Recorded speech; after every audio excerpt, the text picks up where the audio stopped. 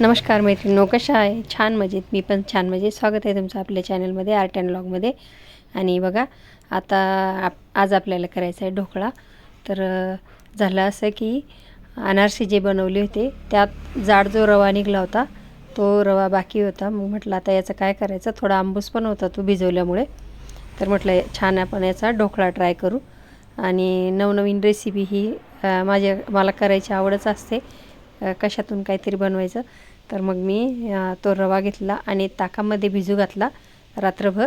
आणि सकाळी बघा थोडंसं तांदळाचं पीठ आणि थोडंसं बेसन टाकलं त्यामध्ये, आणि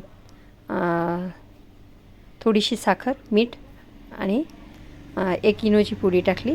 आणि इतकं छान बॅटर तयार झालं बघा. मी तुम्हाला कन्सिस्टन्सी दाखवते.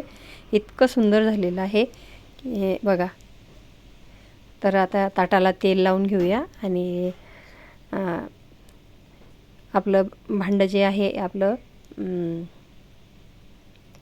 इडली पात्र त्यामध्ये ठेवायचं. आता शिजून झाला आपला तयार. आता इकडे फोडणी तयार करू. पॅनमध्ये तेल घेतलं, जिरं, मोहरी आणि हिंग टाकलं तडतडायला. सकाळची माझी साफसफाई बाकी आहे अजून, तर थोडेसे तीळ पण टाकले, कढीपत्ता,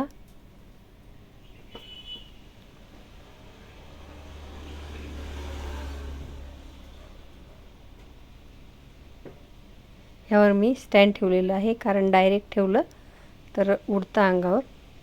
थोडंसं सेफ्टी म्हणून हे मी असंच स्टँड तयार केलं. आणि हिरवी मिरची पण टाकली फोडणीमध्ये आणि कोथिंबीर. अशा रीतीने फोडणी तयार करायची, छान तडतड द्यायची.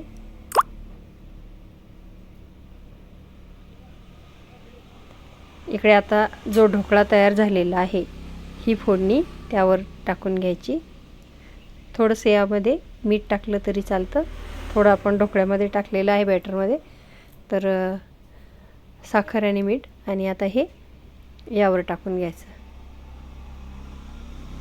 इतका सुंदर झालेला आहे आणि एकदम असा जाळीदार फ्लफी झालेला आहे. खूप छान दिसतोय.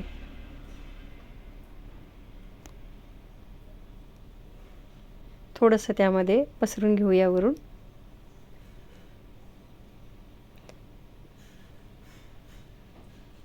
आणि सुरीच्या साहाय्याने याला छान असे तुम्हाला आवडेल त्या शेपमध्ये कट करू शकता तुम्ही.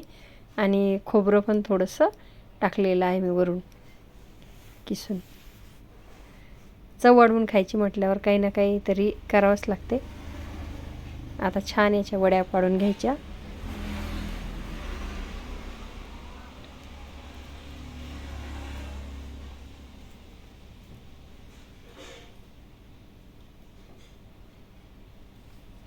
हळद ऑप्शनल आहे, तुम्ही आवडली तर टाकू शकता.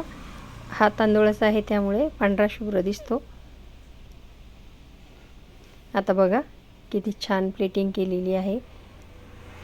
माझ्याकडचा टोमॅटो केचप संपलेला आहे त्यामुळे आज फक्त मिरची. तर इतका सुंदर झालेला आहे ढोकळा, इतका सुंदर दिसतोय बघा. या मग खायला. आणि आवडल्यास नक्की लाईक, शेअर करा, सबस्क्राईब करा. आणि असेच नवनवीन व्हिडिओ, रेसिपीज, विचार बघण्यासाठी चॅनलला फॉलो करा आर्ट अँड व्लॉग. आणि पुन्हा असेच नवनवीन व्हिडिओ बघण्यासाठी बाय बाय.